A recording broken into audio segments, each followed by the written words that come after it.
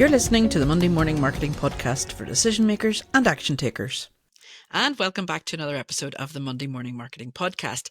Today, we're talking about immersive experiences in marketing. They have a great power behind them. That's power for those that didn't understand that word. There is a lot of power in immersive experiences. So what are we talking about today? It is augmented reality and virtual reality. Big topics. Well, it was actually your suggestion, Esther, and it's an area that you've worked in previously as part of your agency. So tell us, Esther, what kind of businesses would be using AR and VR in their business? So when we were using it with customers, it was lots of different customers. Like there was Coca-Cola were using it to, show a video. If you scanned a QR code on the top of the bottle cap, it would bring up a video, for example, like the most recent ad that they were running at the time. But you see a lot of companies when you go online, for example, over the recent Black Friday and Christmas shopping and stuff that we've been doing online, I've seen it a lot more than in previous years where it'll say, see how this looks in your home. And that's part of the augmented reality or virtual reality, that you can, envision it without having to imagine it. You could actually see that piece of furniture, see that ornament sitting in your home, see how the light would reflect off it, etc., etc. There's a whole science behind it and a whole load of technology behind it, but it's a really, really good way of people to almost try before they buy, that classic, and giving out samples and things.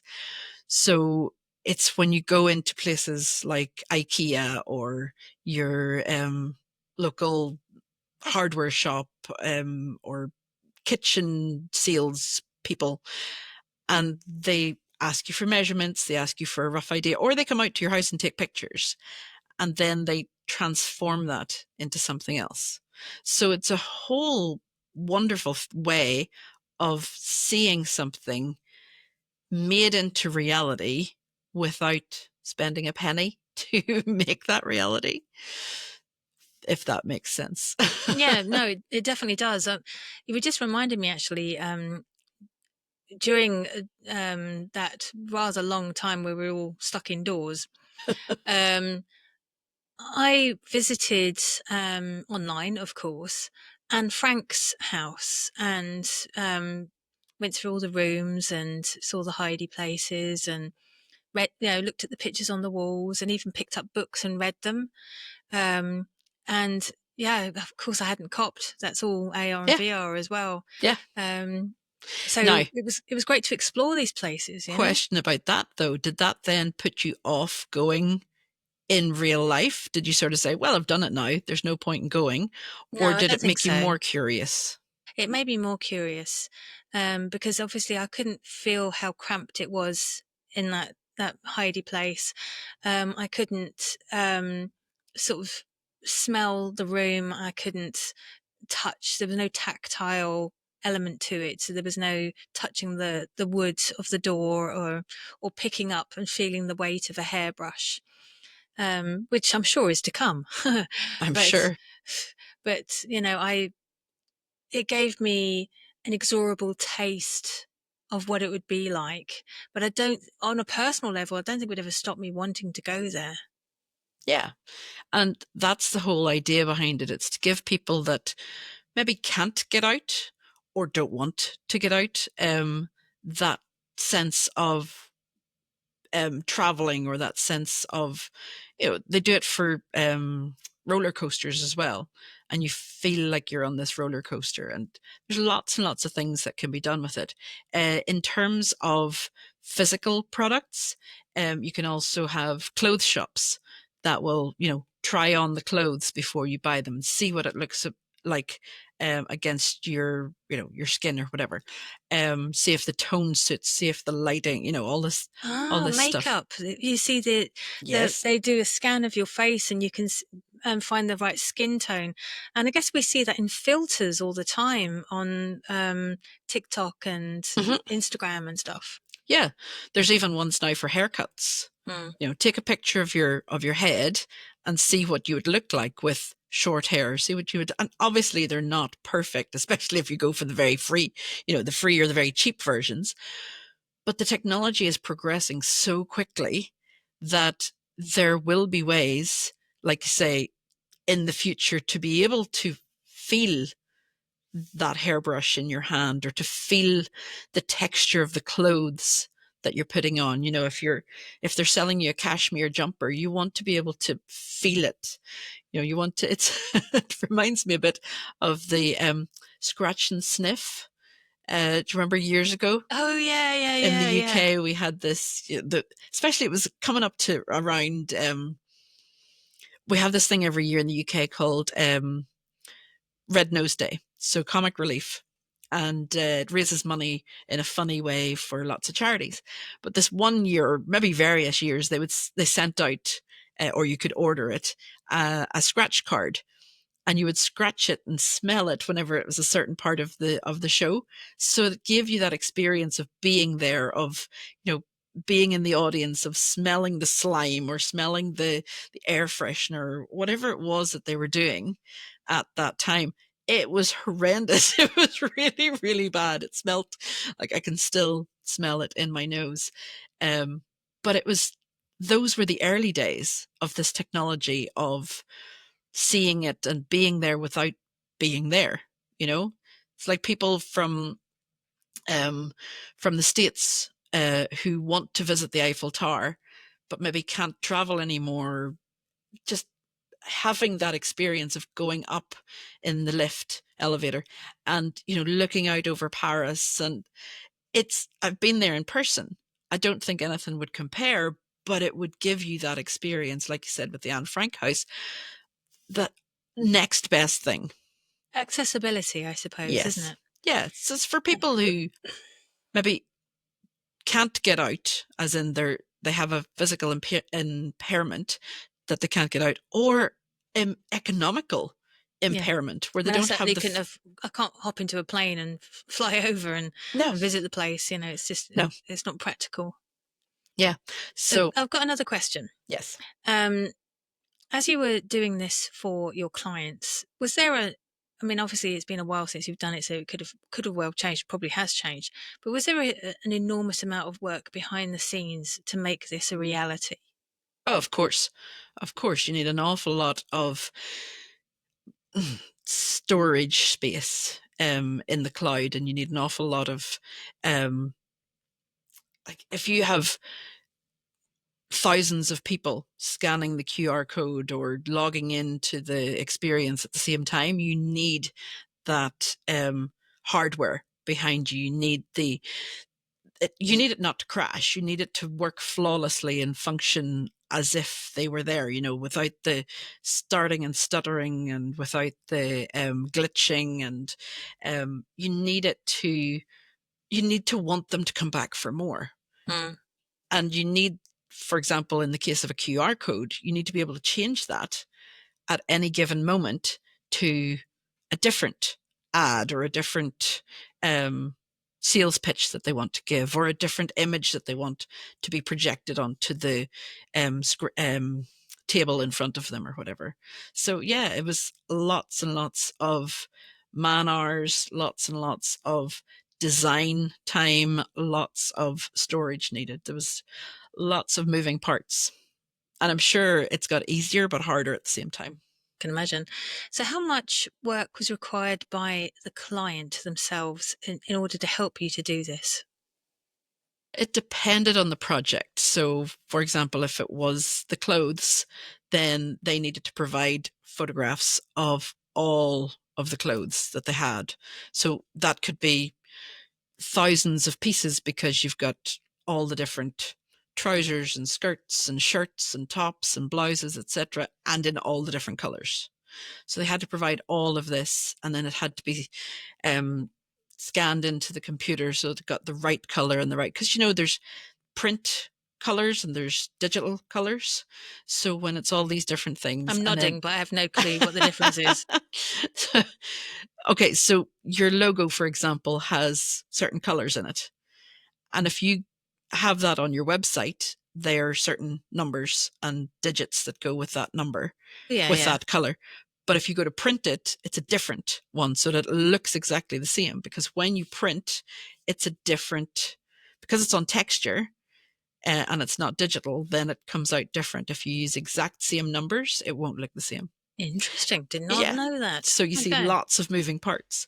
Um, so you've got all these things going on in the background. If it's a campaign like changing the QR code to show a different advert, they provide the advert.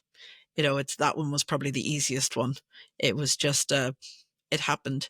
If it's make it show a video, make it do something, they just had to provide the video. They had to provide what they wanted it to show, and Hmm. then we would do everything else. So we would make sure all the technology was working, all the codes and systems were working, that all the QR codes were up to date and weren't expiring. And, this is going back 10, 12 years. So sometimes QR codes had a limit on what they could do or how many people could scan it before they regenerated and things like that. So it was finding the right technology for us to use to make them look good.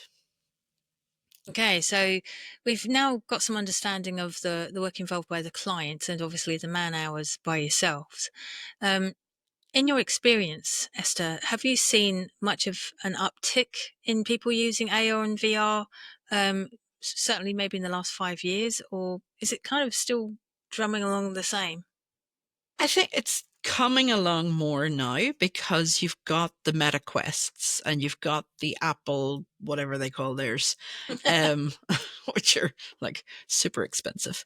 So you've got more technology in order to use it. Whereas before it was like only if you had the super expensive equipment could you really use it to its full potential. You see VR rooms popping up all the time, and you've got virtual escape rooms. You've got like augmented reality, this, that, and the other. So there's more things that are popping up, but I think it still hasn't hit its boom yet. But it's coming. I would fully predict in the next 5 years that there will be more and more things. And as people stay in more and more and are maybe becoming more recluse or just, what's the point in going out? I can buy everything online. Then, even more will they have the experience of what will that look like on me? What will that look like in my living room? What will that look like if I were to go to Australia to see the Sydney Opera House or whatever? What would I see? What would I experience? And is the $1,200 ticket really worth it? So, Wow, you sound so jaded. I mean, if there were cheaper flights to Australia, I would go in a heartbeat. If anybody wants to sponsor that, I can. Hey, if anybody wants to sponsor us, let us know. But I Um, mean, you've even got, because I had this pop up in my social media the other day, that you can now do flight simulations and everything. Like you can pretend to be whatever you want using augmented reality and virtual reality. So if you've always dreamed of being a pilot, go and do the flight simulator. It's not just for those training to be pilots anymore. It's for the general public, you know? I think once all of these become a bit more accessible financially for people, or who have, because at the moment it depends on who has better software or hardware in their laptop or desktop, Or or on their phone. eyes. Or phone, yeah, or Yeah, yeah. eyes.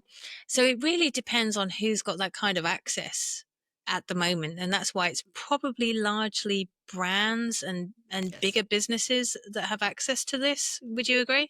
Yeah, totally agree. And like you said, you've got your makeup companies, but they're your well established makeup companies that are doing it. Although there are some others that are using lots of technology in order to get you the right you know, moisturizer and the right concealer for your skin type by asking you a few questions. Same with hair products and things. They're still not at the level where they can go, okay, so try, you know, as a new brand coming through, they're not at the level yet where they can go, your skin will look like this after 4 weeks or after 8 weeks or after whatever, or by putting on this makeup, you will suddenly be transformed into this supermodel. You know, they don't have that I wish. capability yet, but I'm sure with their investors and the venture capitalists and all this that are starting to take interest, they will soon realize the power of immersive experiences. And the more people can, because it's like having 10 touch points in the one thing. So, you know, we talk about touch points by like sending an email or making a phone call or showing up on a Facebook ad or whatever. But if you have AR or VR, you're covering so many different things at the one time. You're answering lots of different questions that they maybe didn't know that they had.